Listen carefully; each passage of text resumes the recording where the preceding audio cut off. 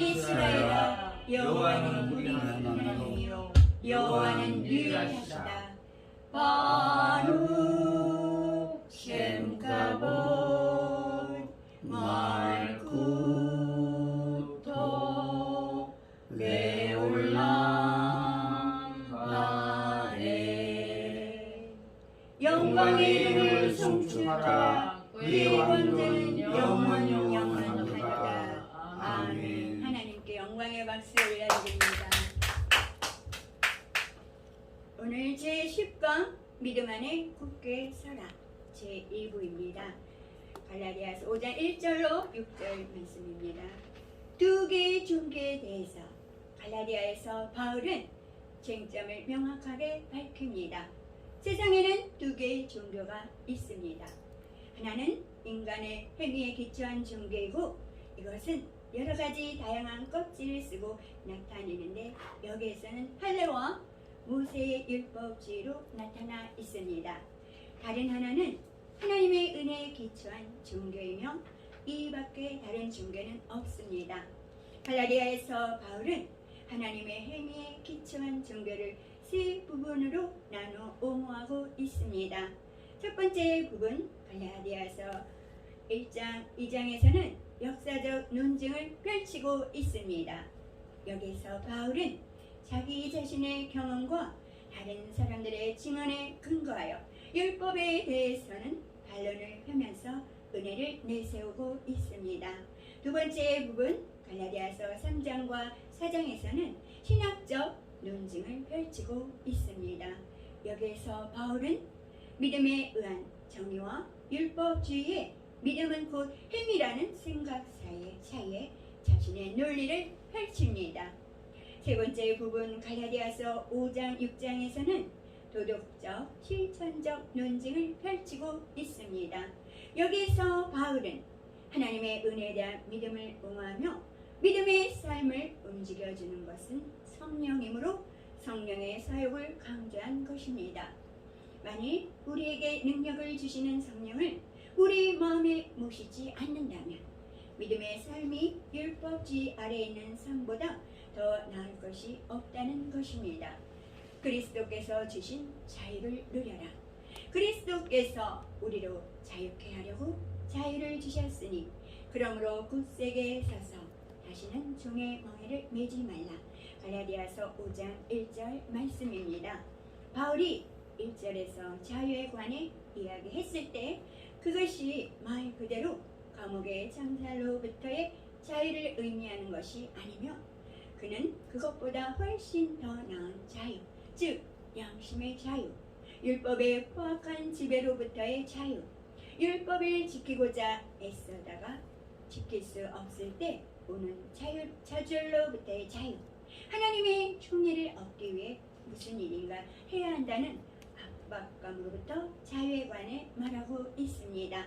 즉 바울은 우리가 하나님께 완전히 받아들여지고 또한 그 사실을 아는 상태의 자유를 말하고 있습니다. 바울에게 있어서 자유는 소극적인 것 이상이었습니다. 그것은 구원을 얻기 위해 율법을 지키지 않아도 되는 것보다 더 높은 차원에 속하는 것이었습니다. 바울은 적극적인 면에서 자유가 성령 안에서 행하고 살아가는 것을 의미함을 알고 있었습니다. 따라서 조금 더 앞으로 나아가 여기에 대해서도 논할 것입니다. 1절의 헬라어 본문을 추가적으로 번역하면 다음과 같습니다. 자유를 위해서 그리스도께서 우리를 자유케 하셨다. 그리스도께서는 갈라디아인들이 자유를 누릴 수 있게 해주기 위해서 그들을 자유롭게 해주셨습니다. 바울이 가장 원치 않았던 일은 다시 그들이 스스로 율법주의라는 감옥의 청살 안으로 들어가는 것을 보는 일이었습니다. 사람들이 감옥에 갇히는 이유는 그들이 죄를 저지르지 못하게 막아주는 내적인 차지력을 갖고 있지 않기 때문입니다. 그들은 내적으로 자기 자신을 통제할 수 없기에 외적 통제 아래 들어가게 됩니다. 바울이 생각하기에 율법은 감옥이 제공하는 외적 통제와 같았습니다. 그것이 율법주의의 벽으로 믿는 자들을 둘러쌌던 것은 그들이 자기 자신을 다스릴 수 있는 내적인 능력이 없었기 때문입니다. 찬양한 곡 하겠습니다.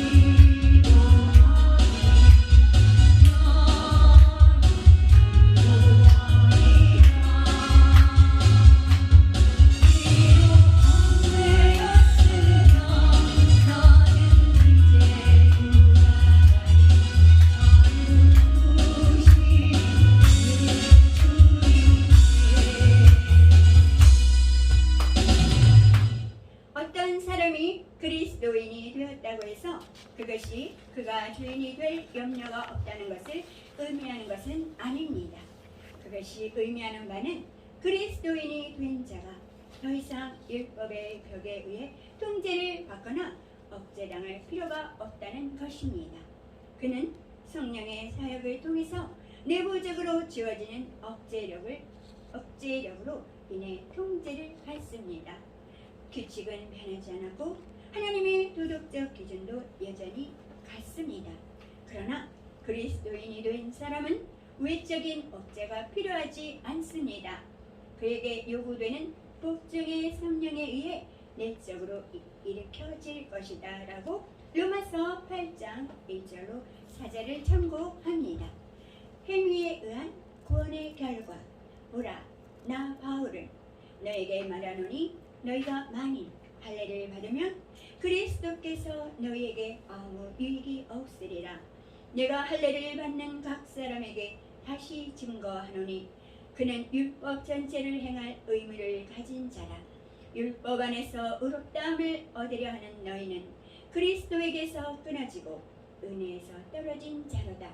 우리가 성령으로 믿음을 쫓아 의의 소망을 기다리노니 그리스도 예수 안에서는 할례나 무할례가 효력이 없되 사랑으로서 역사하는 믿음뿐이니라. 갈라디아서 5장 2절로 6절 말씀입니다. 유대주의자들의 그릇된 가르침은 행위를 내세우는 사상체계와 같은 것입니다. 그들이 구체적으로 주장하는 바는 그리스도인들이 할례를 받아야만 하나님께 받아들여질 수 있다는 것이었습니다. 바울이 보기에 할례는 인간의 행위에 기초한 종교, 즉 선행에 기초한 종교를 상징하는 것이었습니다. 할례와 같은 의식들을 강조함으로써 유대주의자들은 예수 그리스도께 대한 믿음만으로는 구원을 받기에는 충분하지 않다고 말하고 있었습니다. 그래서 바울은 그와 같은 행위에 의한 구원의 불운한 결과 4가지를 제시하고 있습니다. 행위에 의한 구원의 첫 번째 결과는 그리스도께서 그들에게 아무 유익이 없는 존재가 될 것이다. 5장 2절은 말하고 있습니다. 만일 갈라디아인들이 할례를 구원의 필수적인 것으로 받아들인다면 그들은 그리스도를 잃게 될 것이다. 로마서 11장 6절과 비교가 됩니다. 이 사람들은 그리스도에 관해서 많은 이야기를 들어왔습니다. 그들 중에서 많은 사람이 그리스도에 관한 일을 믿었습니다. 그리고 일부는 이제 막 그리스도를 받아들일 참이었습니다. 바울은 만일 그들이 할례를 받아들인다면 그들 스스로 못을 일으키게 될 것이라고 경고하고 있습니다. 바울은 말하기를 누구든지 그리스도를 받아들이고 이것만으로서는 자신을 구원할 수 없다고 판단한 다음에 자신의 구원에 스스로 도움이 될 수 있다고 생각하고 돌아서서 할례를 받는다면 이것은 모순된 일이라고 말하면서 이 두 가지를 혼합시킬 수가 없다고 합니다. 율법에 기초한 종교와 은혜에 기초한 종교 사이에 선택이 있어야만 하며 구원은 오로지 그리스도 안에만 있다는 것을 밝히며 예수 그리스도께서 주시는 구원은 완전히 믿음으로 받아들여지지 않는 한 아무런 가치가 없다고 합니다. 행위에 의한 구원의 두 번째 결과는 모든 율법에 순종해야 한다고 3절은 말합니다. 율법에 따라 살기를 원한다면 율법 전체를 만족시켜야 하는 의무를 지게 된다고 야고보서 2장 10절과 비교됩니다. 만일 어떤 사람이 하나님께 나아가기 위해서 선행하기 원한다면 바울은 그에게 오직 선행만을 할 자신이 있는지를 물어볼 것입니다. 행위에 의한 구원의 세 번째 결과는 은혜에서 멀어진다는 것이라고 4절은 말합니다. 어떤 사람들은 이 구절을 읽고서 당황하게 될 것입니다. 그들은 자신의 구원을 놓칠 수 있다고 생각합니다. 그러나 바울은 그리스도 안에 있는 구원에 관해 이야기하는 것이 아닙니다.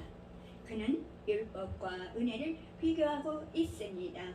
은혜의 율법을 섞고자 한다면 하나의 원리로서의 은혜로부터 멀어진 것입니다. 만일 어떤 사람이 행위에 의한 구원을 믿는다면 그는 그리스도께서 끊어질 것이며 그리스도는 그에게 아무런 유익이 없다고 2절은 말합니다. 그리스도는 은혜의 영역에 존재하시고 그는 율법의 영역에서 살아가고 있습니다. 게다가 그리스도인조차도 은혜에 의한 삶의 원리로부터 멀어질 수 있다는 것 또한 사실입니다. 은혜는 성령님을 따를 때 계속해서 임하는 하나님의 아낌없는 축복입니다. 이 시간 찬양한 곡 하겠습니다.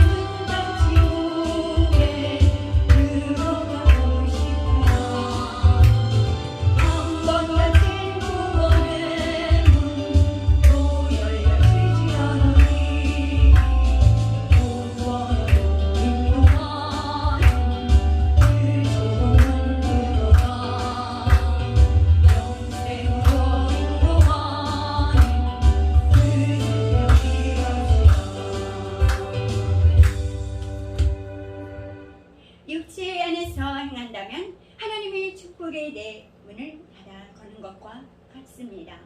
은혜에서 떨어질 때 그리스도인으로서의 성장과 하나님의 축복, 즉 성화에 대해 문을 닫아 걸게 됩니다.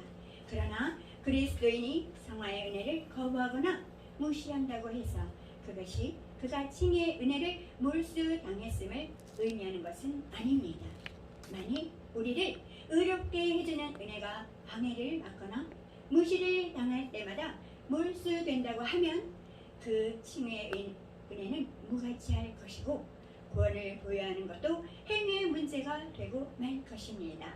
바울은 인간의 행위에 관한 그릇된 가르침을 쫓을 때 생기는 결과를 하나 더 언급하고 있습니다.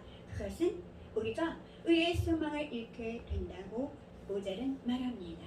우리들 그리스도인들은 성령으로 믿음을 쫓아 의의 소망을 기다리고 있습니다.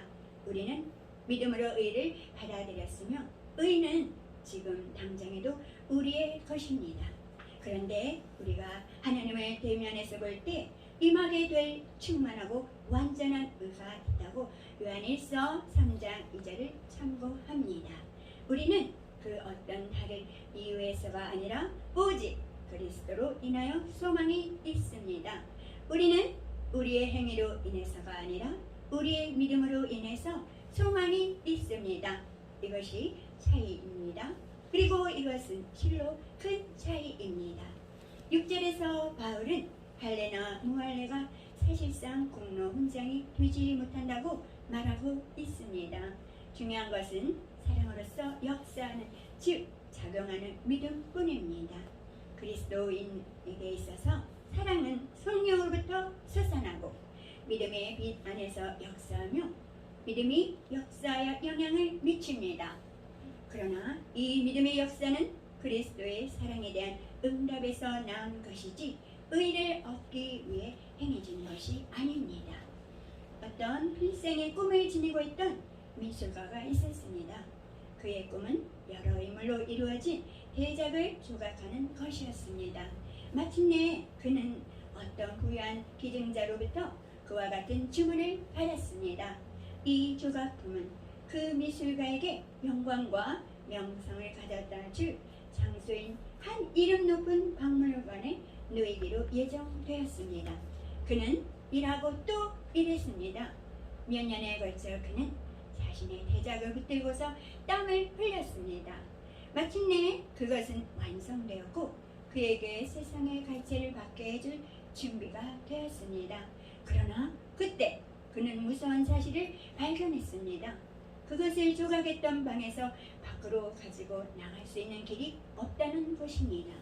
아무도 그가 작업했던 그 거대한 건물을 무너뜨리는 대가를 치르려고 하지 않았습니다. 그가 수고한 모든 것은 그가 일했던 방 안에 갇히고 말았습니다. 하늘로 가는 길을 확보하기 위해 애쓰는 사람의 경우가 바로 이와 같습니다. 그가 하나님으로부터 가르침을 받기 위해 이 세상에서 행하는 모든 것은 땅이라는 방 안에 남아있게 될 것입니다. 그는 결코 하나님 앞에 그것을 가져가지 못할 것이고 어떤 가르침도 받지 못할 것입니다. 우리가 행위를 통해서 쌓는 것은 무엇이든지 이 땅과 더불어 사라질 것입니다. 구원은 은혜로 말미암는 것입니다. 결론을 맺겠습니다. 바울은 인간의 행위에 기초한 종교와 하나님의 은혜에 기초한 종교를 말하면서 갈라디아 교인들에게 예수 그리스도 외에는 구원자가 없다는 사실을 다시 깨우쳐주고 있습니다. 갈라디아 교인들과 같은 자들이 너무나 많은 이 세상에 행위를 통해 구원을 얻고자 하는 어리석은 자들에게 구원은 예수 그리스도를 통한 하나님의 사랑에 의해 얻는다는 사실을 전하는 위대한 지도자들이 되기를 바랍니다. 찬양하고 기도하고 축도로 예배를 마치겠습니다.